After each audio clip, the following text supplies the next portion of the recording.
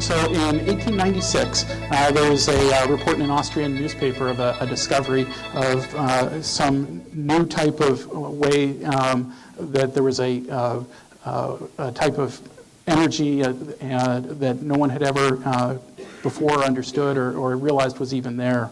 And it was by a German physicist named Wilhelm Röntgen. And he was looking at cathode tubes that are filled with gas that we apply electricity through. And he put a fluorescent tube on the fluorescent screen on the back side of that and turned the lights down, and he noticed that the fluorescent screen was fluorescing when he would turn on the electricity through the tube. And that was the discovery of X-rays. This is a picture of the tube. You can see there it is on the top one with the lights on and no electricity going through it. And then on the bottom one is with the lights off and the fluorescent screen behind it. You can see that green glow in the back there. So he continued his experiments, and the best people to experiment on in that day apparently was your wife. This is the very first X-ray, a picture of his wife's hand. And when she saw this, her quote was, "I have seen my death." And you can understand why, because she's looking at her skeleton. And that's something that we do now, and it's what I do pretty much every day. I look through people using X-rays to guide procedures that I do. But the development of that took a while. And going from that first picture, they then found a fluorescent screen that they could look through. And in 1909, there was the discovery of that, and that allowed for real-time imaging of things in the body, things that would move. If this crowd probably remembers the time when you would go to the shoe store and you'd put your foot into a thing and they would X-ray your foot. Well, that was X-ray radiation you were all getting, and there was no X-ray protection back then. We didn't understand quite as much as how potentially dangerous that could be. When I'm doing things now, I'm using lots of things to protect myself. But if you remember that, that's exactly what I do every day. So fluoroscopy is what that's called, and it's a continuous X-ray beam that's passed through the body as it's being examined. So one of the key things about my specialty is I'm always looking at some kind of TV screen. And I'm never looking at a picture of you as it is. It's either X-ray or ultrasound or some other thing where I'm visualizing things in real time. I have a pedal I step on and watch as I pass things through the body to guide the procedures that I do. And so in its simplest form, the fluoroscope consists of an X-ray source and some type of fluorescent screen which the patient is placed between. That is a picture of what a modern fluoroscope looks like, and we have one just like this, several of them actually at KADLEC that I work on, and I work on this, actually this same model. And what you can see with that is that there's a source down at the bottom, a way to capture the image on the top that's equivalent to the fluorescent screen. I step on a pedal that activates that, and I look up at a screen that's in front of me to watch things as they're being guided. And the first angiogram was actually performed by a neurologist, Igos Moniz, in 1927. And what he did to do that is he took a needle and put it right into the carotid artery and injected a material that we could see under the X-ray and performed this, which is the very first cerebral angiogram. The first aortogram was actually performed by a urologist who was trying to determine how things were getting pushed by a tumor that he was looking at. Direct aortic puncture, today if anyone here has had a cardiac angiogram for their coronary arteries, you'll know that they may have gone through your wrist or through your groin. But up until the 1980s, it was pretty commonplace for us to actually stick a needle right into the aorta to do these pictures. One of the things that was a major advancement and allowed for a lot of these techniques to happen was a simple way of telescoping a needle followed by a wire, followed by catheters and other things into the body. And this was invented by Dr. Sven Seldinger. And today, almost every procedure I do involves Seldinger technique of putting a needle into something, the hollow needle, through that hollow needle, putting a wire through that, taking the needle off, and then putting in catheters that can then glide into the body without damaging the inside of blood vessels or other structures that we're trying to get into. And then this is really the seminal event that was the creation of the specialty of interventional radiology. In 1964, a man named Dr. Charles Dotter at OHSU in Portland performed the first angioplasty. And as we'll see here, I'm going to go through history, but one of the things that I find interesting practicing in the Northwest is interventional radiology was invented in the Northwest, specifically at OHSU, but a lot of people who were around in the Northwest. And Dr. Dotter was a radiologist, and his idea was that he could, after the Seldinger technique was invented, he could put something through the artery that would help to open up blockages in blood vessels. And the first way he did that, this is a picture here of an angiogram, and you can see this is a leg bone. Here's your femur, and this is the blood vessel. And here's a blockage that this lady had limb-threatening ischemia. She was in threat of losing her leg. And so he was asked to do an angiogram.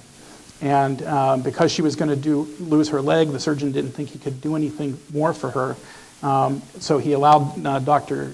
Dotter to put in a dilator that basically, and we use the term today, daughter something open, where you just drive something through that's bigger than the narrowing, and it stretches things open. And the result he had was this, and that saved the lady's leg.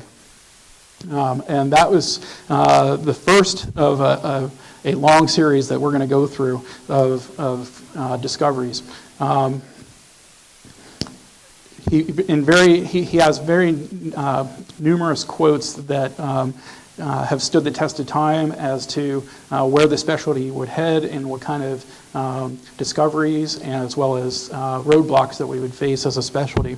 And one of them I like is that he said the angiographic catheter can be used more than a tool for passive means of diagnostic observation. Used with imagination, it can become an important surgical instrument. And certainly that is true. We call ourselves radiologists, but we're really always doing things that are therapeutic.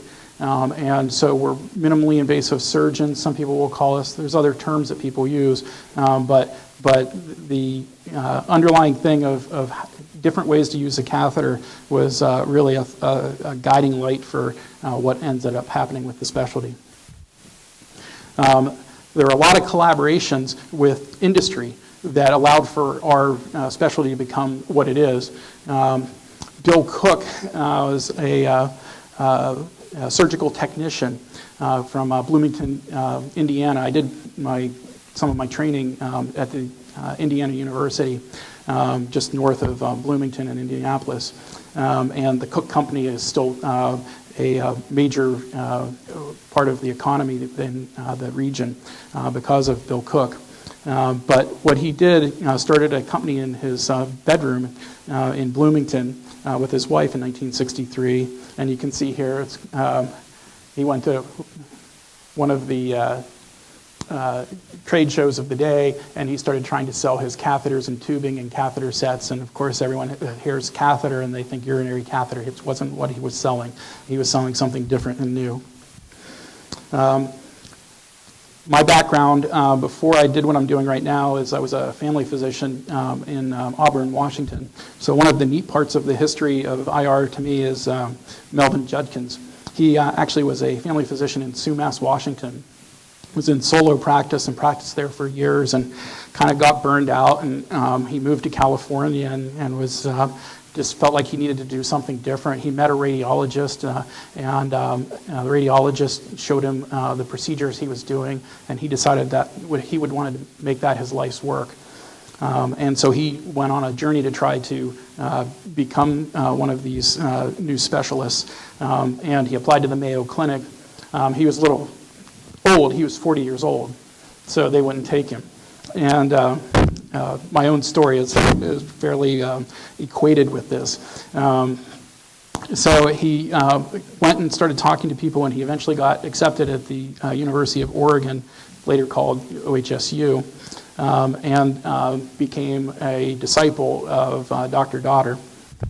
Dr. Judkins was very interested in the technical aspects and trying to create things, and he would spend endless time looking at how to get into a blood vessel and trying to shape catheters and using a steam kettle along with the catheters of the day to try and make the best shape to get into things. The next seminal event was the first balloon angioplasty, which was performed by Andreas Grunzig, who was a cardiologist, German cardiologist. He built that balloon on a catheter in his kitchen. So you can see this is all sort of plumbing and garage type work that we were doing back in the day. And he did the first balloon angioplasty in the femoral artery in 1974. And then here is a picture of the first coronary angioplasty, which was performed in 1977.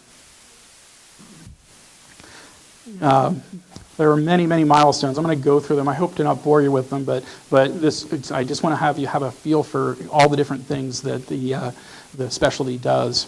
One of the things that we originally were thinking that we could do was we're inside the blood vessels. What can we do inside the blood vessels besides just dilate them? Well, sometimes there are tumors that can't be cut out for one reason or another. And in 1966, the first, what we call embolization, blocking the blood vessels on the inside so that there's no blood flow to a tumor, to effectively kill the tumor by blocking its blood supply. In 1966, that was performed. Dr. Judkins kept working on his coronary angiogram catheters, and he invented several catheters, and those catheters are still in use this very day because the angles that he created and the way he created them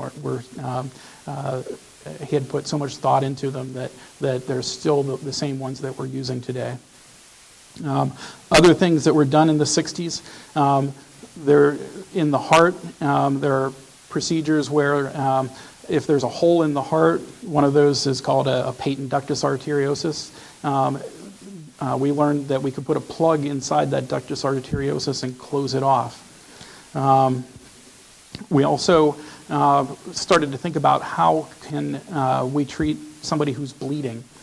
If a surgeon can't get into a field or the patient's too unstable to get into to the OR, is there anything that we can do to block that up? And we, in 1967, we started infusing drugs that were vasoconstrictors right in the artery that was leading to the place that was bleeding to stop the bleeding. In 1969, many of you in the audience may have stents. The first stenting was done in 1969. And again, these early discoveries and milestones, a lot of them were collaborations between radiologists, still yet not called interventional radiologists perhaps, and cardiologists. And the interventional radiologists up until the mid-70s were the ones who were mostly doing cardiac coronary interventions. But eventually it became clear that the skill set for taking care of the heart really kind of belonged in the territory of the cardiologist, and so they sort of took that over.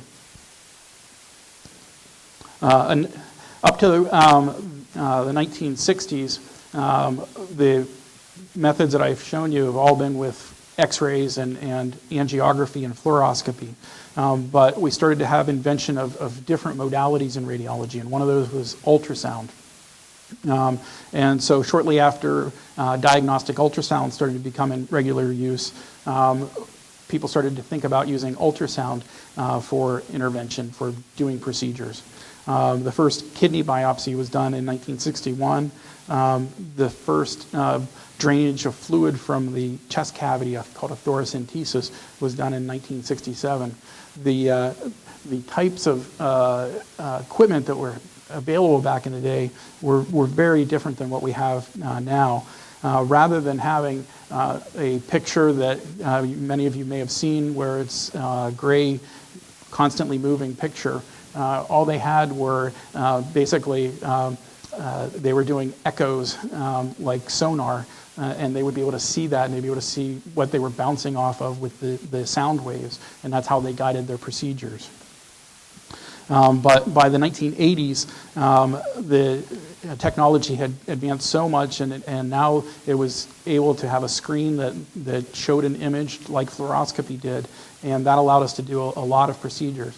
And today, I would say most of my procedures are done with a combination of both ultrasound, usually to get access into the body, and then X-ray once I'm in the body to guide me where I'm at. So that picture that I showed you where we were stepping on the pedal to do a procedure, usually it's preceded by doing something with ultrasound to get into the body first. With ultrasound, we were able to see things in real time as well. And we could do things that would, if there were collections of fluid in the body, we could put in substances such as absolute alcohol that would close off cysts in the body or other collections of fluid. We also could guide needles in, and those first needles we were used to get into blood vessels, they were just hollow needles.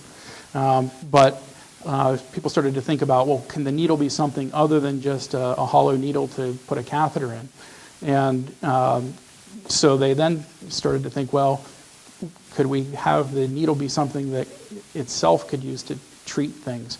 And needles that both caused freezing, cryotherapy, and heating, radiofrequency, and eventually microwave were all invented so that a tumor could be frozen or heated or somehow other treated with an energy to kill the tumor.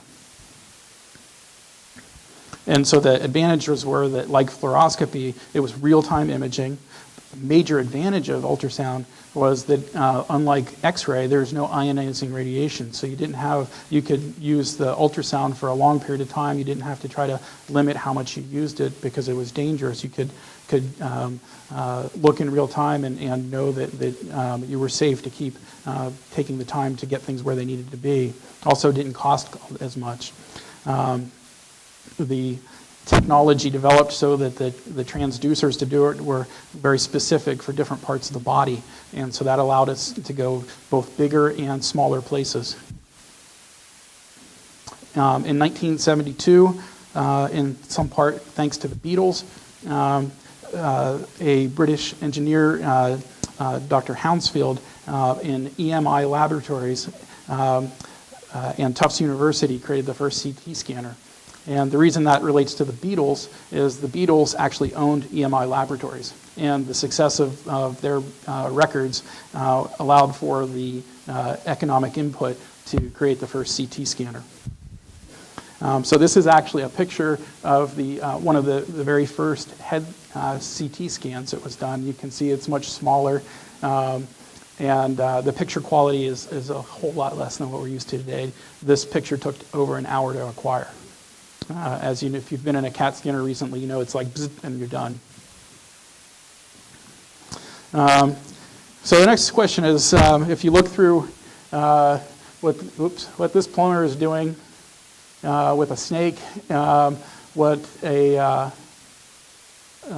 oil rig is doing with trying to get oil out of the ground, how you get a ship in a bottle that's open like that, and what you do with lasers. What do all those things have to do with the BIR? Well, this just relates to how people think about things. We think of there are other things in the world, and if we can apply those same principles to what we do, we can do a lot of procedures using an idea that another completely outside of our realm of medicine technology has developed.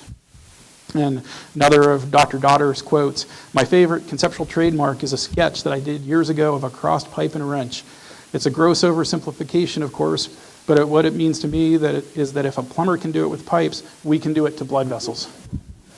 And so throughout his career, he was using guitar strings, vinyl insulation off of stripped from intercom cables, VW speedometer wire, blow torches to create the instruments. It's obviously a very different world today. It doesn't happen like that anymore, and I would say unfortunately, because the number of inventions back then were just amazing.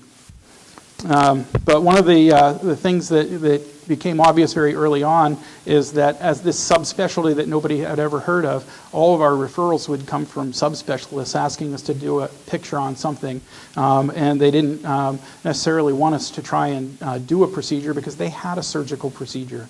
And as with many technologies, whether it's an iPhone or a Texas Instruments calculator, and keep going back further in time, anytime there's a new technology, the first thing that happens is if people say you're crazy, it's dangerous, you shouldn't be doing this. So here's a request or an order from a vascular surgeon back in the day in 1965 asking Dr. Dotter to do an angiogram, to take a picture. But most importantly, to the surgeon that was ordering it, he said, visualize, but do not try to fix. So what happened with that is he specifically said that he didn't want Dr. Dotter to fix one of the arteries that went to the leg, but he didn't say he didn't want him to fix another artery that went to the leg, which Dr. Dotter then subsequently did. And this picture is a picture of the person that he did that procedure on, who had a limb that they were going to lose, summiting Mount Hood in the mid-60s after the procedure. Another one, and I think this might be the last one. If my fellow angiographers prove unwilling or unable to accept or secure for their patients the responsibilities attendant to transluminal angioplasty, they will become high-priced plumbers facing forfeiture of territorial rights based solely on imaging equipment that others can obtain and obtain the skill to learn. And that has certainly been the case. He was prescient in his ideas, but unfortunately not everyone agreed with those. And in many radiology groups, the diagnostic radiologists didn't give time to the interventional radiologists to go and treat patients in their clinics. And what then happened is we lost the heart to the cardiologists. And in more recent times, we've lost a lot of our procedures to vascular surgeons and other specialists.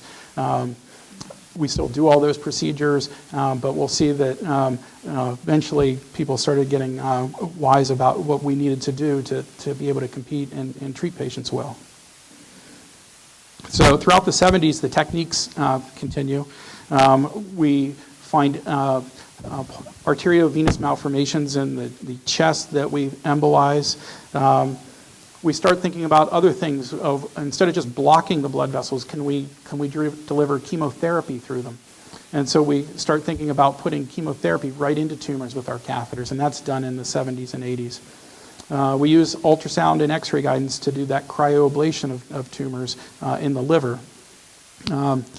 We develop a number of tools for working from the skin right into the liver to do what are called biliary interventions, to do things that back in the day they didn't have the scopes, endoscope technology that allowed a lot of things that are done today with endoscopes to be done. So many of these things were done with percutaneous, and that's a word that we use a lot.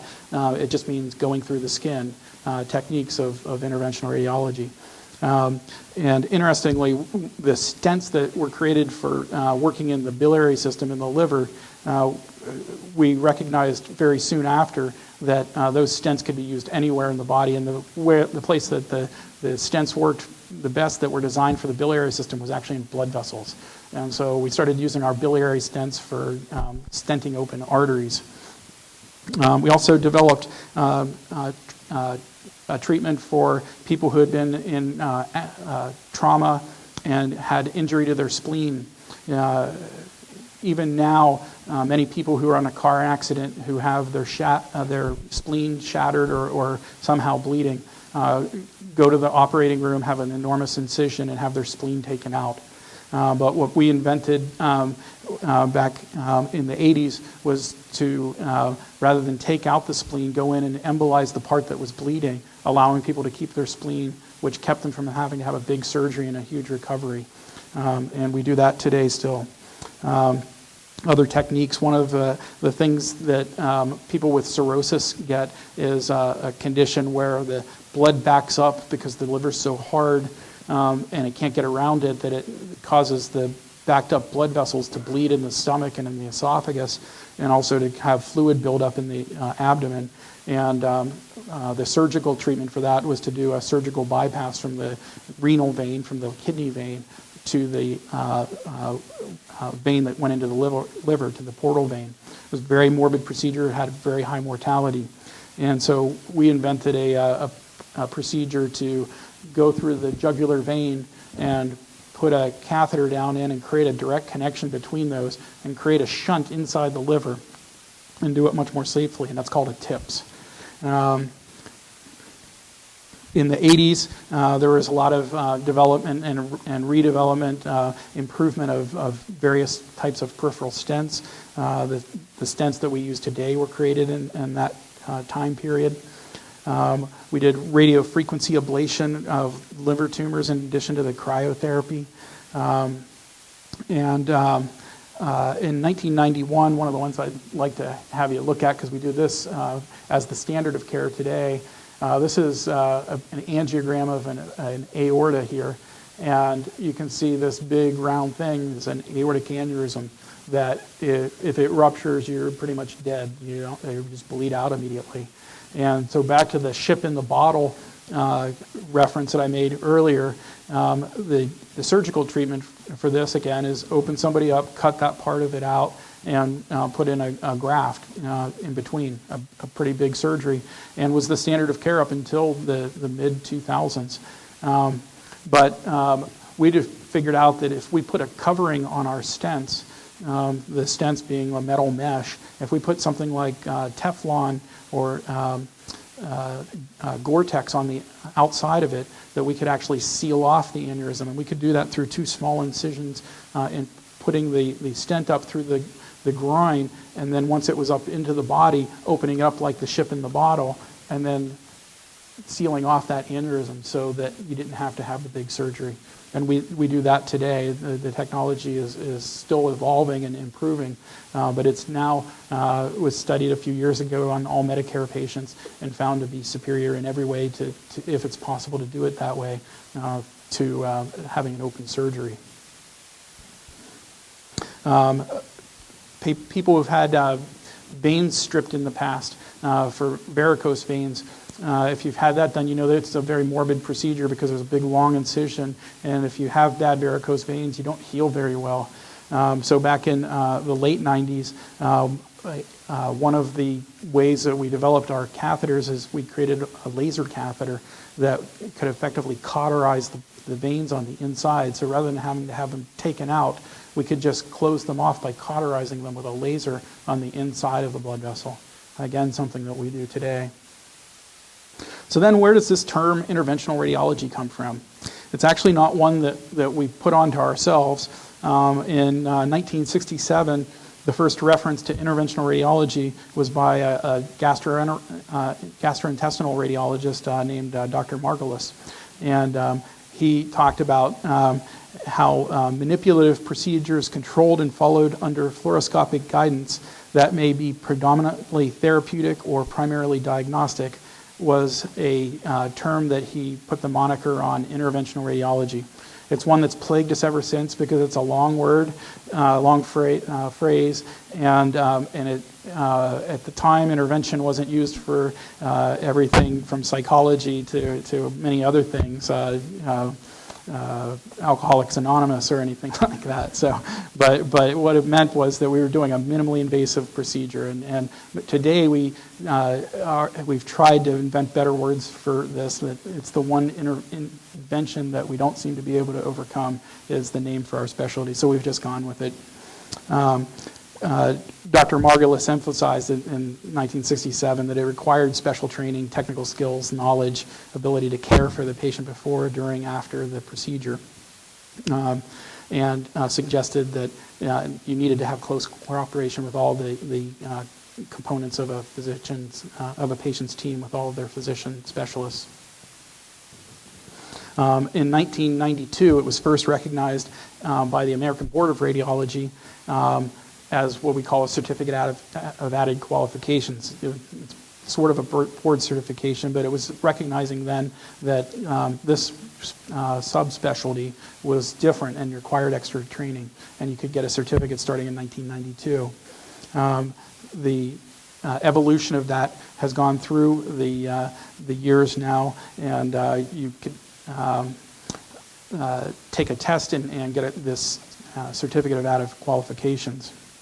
So to back up just a little bit, and hopefully you've learned a lot already, but what are sort of the underlying principles of what this specialty is?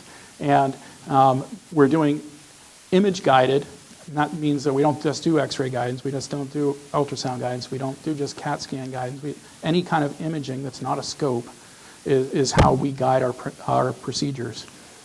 Universal to all of our procedures, we make a small skin nick in the with a knife, and this nick is usually about that big.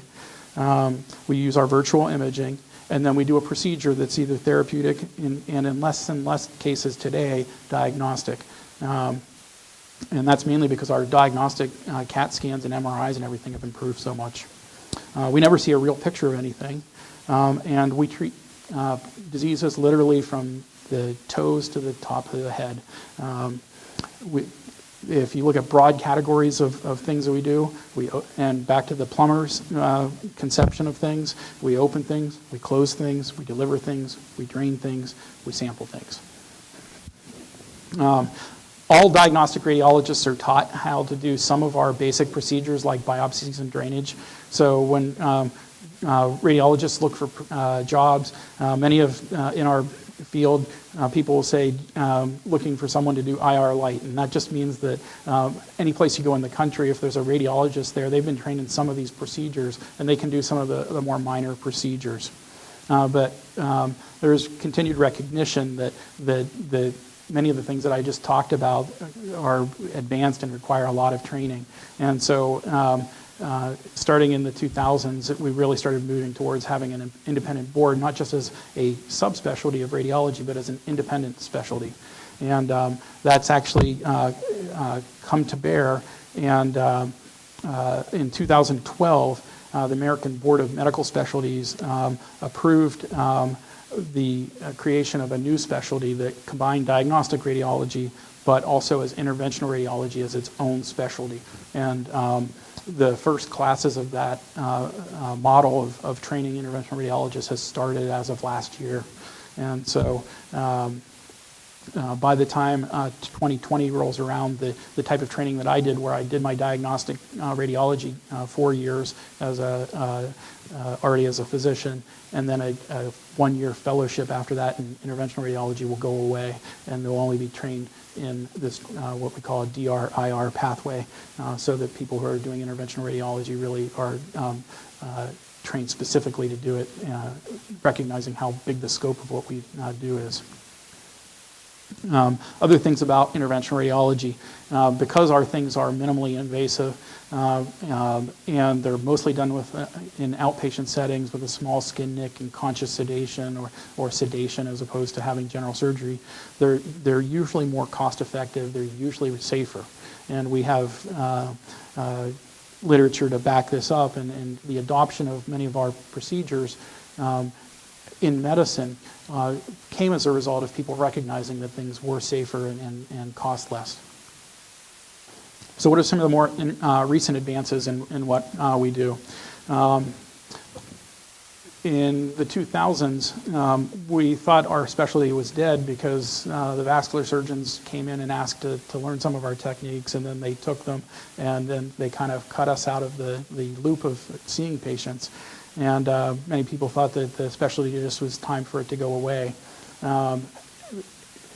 People who were still inventing things started looking at doing cancer interventions as a way to revive the specialty and give it new light. And in the last 15 years or so, there's been tremendous work in terms of cancer therapies that we deliver and perform through interventional radiology techniques. One of the main things that we treat are tumors that are in the liver, whether it be a cancer that started somewhere else like colon cancer, or a tumor that started right in the liver itself, typically in cirrhotic patients, hepatocellular carcinoma. We've developed various techniques, and now it's not just one thing, but about 4 or 5 different types of therapies that we can do for liver tumors. And many cancer patients who have cancer that's gotten into the liver, they don't die of the cancer elsewhere in their body. It's when the liver shuts down that is the thing that ultimately results in their demise. So by treating the liver cancers, we're able to have people live longer, better lives with better quality of living. Some of the things that we do are, again, back to percutaneous direct sticks, where we put in those cryoprobes, excuse me, or radiofrequency or microwave probes right into a single tumor. Some of our therapies are through the blood vessels, through catheters, where we can put in the chemotherapy. We can also do other things. One of the more recent things, and one of the things that we just started offering at KADLEC in the last few months, is a radiation type of therapy called Yttrium or Y90. Yttrium 90 is not a gamma emitter like you think about at Hanford. It's what's called a beta emitter. And it's very strong energy, but it travels very short distances in the body. And if we put that onto a little bead and put millions of those little beads directed right into the tumor territory, we can treat widespread tumor throughout the liver. It's very well tolerated. So that's something that's happening now, and we just, again, started doing that at KADLEC. I'm sorry, what the question is, what is the distance of the radiation? That's a very good question. So it travels an average maximum of about 1 centimeter. Yeah, so from a microscopic particle that's 20 or 30 microns, that bead emits intense radiation about 1 centimeter in tissue. So we can put that into the liver and not worry about damaging adjacent structures. Again, just like all of our procedures, when it was first came into bearing, it wasn't very well accepted. And one of the things that's a reality of modern medicine is that we're forced to prove what we're doing is right. We can't just think it's right, so we have to do trials. And one of the recent trials that's really started to allow us to take off in the number of patients that we're treating is one with one of the Y90 therapies that's shown that we're adding a great deal of time for advancing liver cancer in the liver. From patients who might have had it go on for 8 to 12 months before they had recurrence to 20 months with the Y90 therapies. Another thing that's really had a lot of advances in the 2000s and this decade is ischemic stroke. This is a picture of an angiogram, a cerebral angiogram of somebody who had a stroke. And this is the carotid artery coming up into the brain, and it splits right here, and part of it goes over into the front of the brain. That's the anterior cerebral artery, and part of it comes over here and goes to the rest of the brain. This is a lot of the working part of the brain, and that's the middle cerebral artery. And if you have a little clot that breaks off from the heart or just forms and goes down the blood vessel, here's a blockage of the middle cerebral artery. And this is a picture, and I'll talk about this in a little bit, but it's a picture of after they were treated with interventional radiology techniques, and you can see that we've restored the blood flow to that whole region of the brain that wasn't getting any blood flow. That has to be done right away? So the evolution of this has been a substance that breaks up clots called TPA or alteplase, and there are others. Were first invented and studied being delivered through an IV. And the thing that we recognized early on after delivering these with an IV is that some people didn't get better, and some people got a lot worse, and some people bled. And so studies were done to determine how long after a stroke started could you treat somebody. And what we've learned with TPA through the IV is that's 3 hours. When I was a medical student at the University of Pittsburgh, we were involved in the studies back then, trying to push things out to 6 hours, and we learned that those people had high rates of bleeding. We've now kind of settled on 4.5 hours as the maximum sometimes in some cases. But what and this is a slide that talks about those original studies. What we have learned now with some of our newer techniques is that with interventional radiology techniques, we can go out to 8 hours in some cases. And it's a very patient selection important thing, because we have to use all of what we know about what's going on with the patient clinically, as well as what we see on our MRIs and our CAT scans, to very selectively determine whether somebody will benefit or be harmed by what we do. But to get back to your question, one of the things that we first had was this clot-busting medicine. But then with our interventional mindset, we started thinking, is there some way we can just pull this clot out of the brain? Rather than putting a drug in and hoping it works, can we actually just drag this clot out of there and immediately restore blood flow? So this resulted in the development of what called stent retrievers or stent retrievers, or suction devices. One of them is called penumbra, to basically pull the clot or suck the clot out of the artery. The first generations of these I used when I was in my training, and studies were done on them in the mid-2000s, and we found that maybe they helped, maybe they didn't. We could often get the artery open, but we were still trying to decide who should be selected for treatment, and some of those people we opened the artery up then bled, and so a lot of development continued, and back in just a year ago, a number of trials all over the world came out pretty much within a few months of each other using these new stent retrievers, and every one of them across the board has shown that we can open up the blood vessels very quickly, and in well-selected patients we can cure them or reduce the degree of stroke that they have. So that's things that are being done today. This is a picture of one such thing. This is the stent retriever, which a stent retriever is, stent is a metal mesh thing. Mostly we've left those in the artery to keep things open. But what if we keep the stent attached by a little wire at the back end and then pull it back out of the blood vessel? And when we do that and there's a clot there, we can often pull that clot right out of the body. The question is, how do you know you have a stroke, and how do you know you have this problem? Stroke is called the silent killer because unlike a heart attack, you don't have pain. You have the opposite of pain. You have neglect. And by neglect in a medical sense, we mean you're not aware of part of your body. You may not be aware of a side of your body. You may lose part of your vision. You may lose the ability to speak. And that's been the problem of trying to treat stroke patients, is that it's not often recognized either by the patient or their family members until it's too late.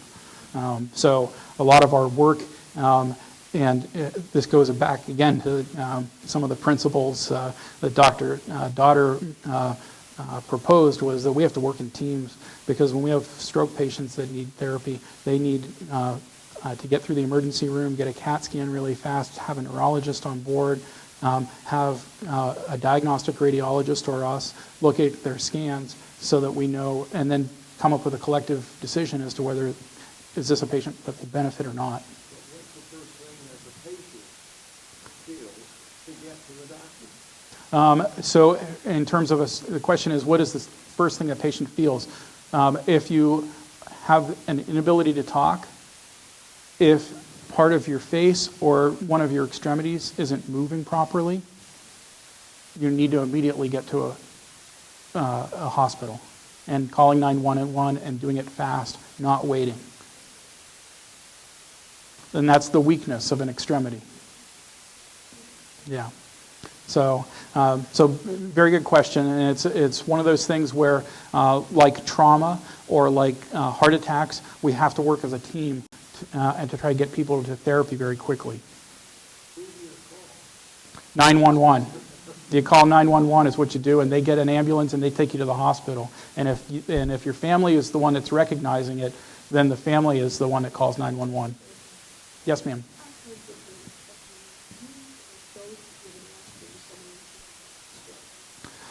So the question is, do you give an aspirin to somebody who's you think may be having a stroke? If you think somebody's having a heart attack, it's still recommended that you give them an aspirin. It's not necessarily recommended for stroke.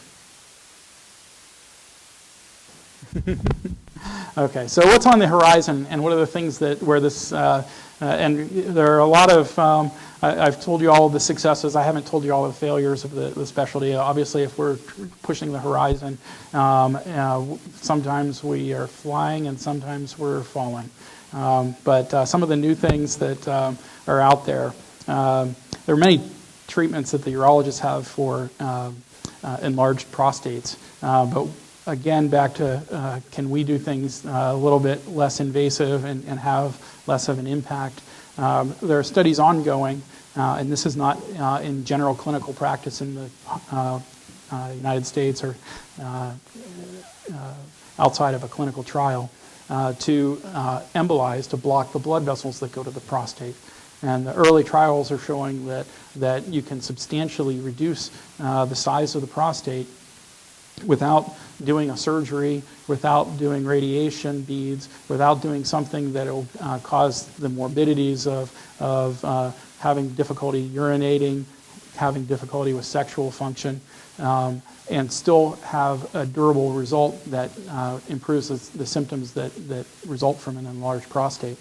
Again, something that's on our horizon and is being studied right now. And then this is the one that there are a few things where everybody's ears perk up, and this is certainly one of them. One of the blood vessels that goes to the stomach goes to an area of the stomach that makes this substance called ghrelin. And ghrelin's the thing that makes you feel like you're full and you don't need to eat anymore. And we know from treating our liver tumors that we go through a blood vessel to the liver to get to the liver, and our catheters and wires often go into this blood vessel called the left gastric artery. They just go there very easily, and we have to get out of them to get to where we need to be. But an idea has come up that if we block the blood vessel that goes to that part of the stomach that makes this substance called ghrelin, and that part of the stomach doesn't get as much blood flow, maybe we can reduce people's urge to eat and reduce obesity. And this has actually already been studied pretty well in dogs, and surprisingly, it works well in dogs. So the studies are now ongoing in people, and if this ends up being something, then we're going to need to have a lot more interventional radiologists. Thank you. Any questions? Yes, sir. The question is this is all involved. Exactly. The question is this all involves going through a blood vessel? I would say much of it involves going through a blood vessel. But as I was talking about some of those procedures, we don't go through a blood vessel. We go straight into the organ that we're trying to treat. The examples of the tumors where we're heating things or freezing things, we put the needle that is the therapeutic needle right into the tumor. So it's a combination, but I'd say more often than not, it involves going through a blood vessel. But we're not limited to going through blood vessels. The whole thing is that it's real time. Yeah. Yeah. The radiology part, you're just waving your hand. If I had you under a fluoroscope, I'd watch just like that first picture that I showed you of Rankin's wife, of your hand moving around. If I had you in my suite right now. Yes, ma'am. The question is, do we do coronary ablations? We just hired a new doctor, and I'm terrible at remembering names, but we have a new electrophysiologist that recently started, and we can get that information for you. Doctor, no, it's not. Yes, ma'am. So it's pretty common for cysts to fill back up with fluid if we drain it out. And typically the chance of that is about 50%. So if we are trying to drain a cyst, the first thing we'll do is just drain the cyst and see if you're in the 50% that works for. If you're not in that 50%, then we can do some of those sclerosing agents that I was talking about, like alcohol, and then our success rate's more up to around 80 or 90% of being able to close cysts off. Yes, sir. So the question that I don't know that I should repeat is, are we state of the art or are we backwater? We have here in the Tri-Cities, I would say 98% of the technologies that are in Seattle or Portland or Spokane.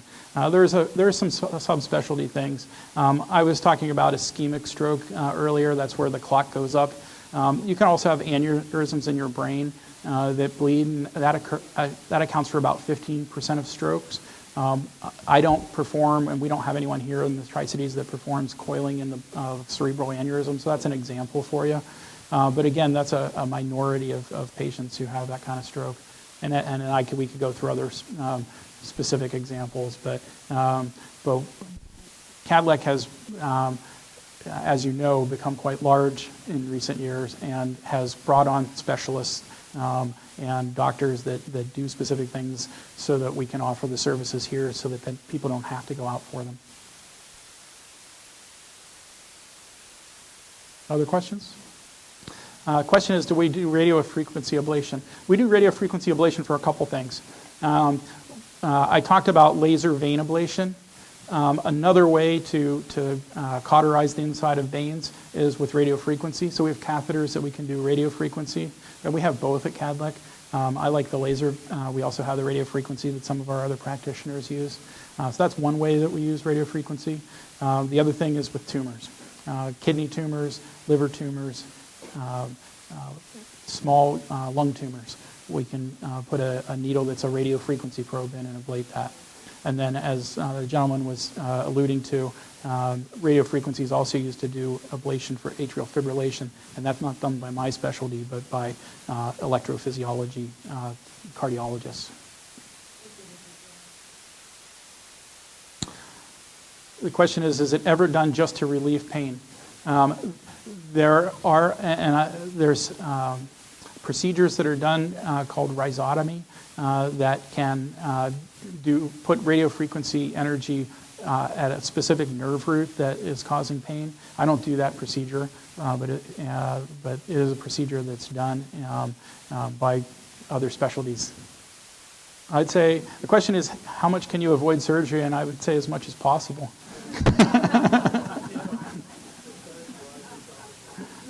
Yeah, let me just give vascular as the peripheral arterial disease, where we're opening up blood vessels in the legs. The paradigm in medical history was to do a bypass when you found a blockage. As we could see, our specialty started off with opening those blockages. The development of our new techniques and new devices and so forth, we really take now an approach of try to do it with intervention first, and if intervention doesn't work or is not appropriate, then do surgery. And that's kind of the approach for many, many things that we do now, is to try to do it through intervention. It depends. So back to it's often something that's a combination of doctors.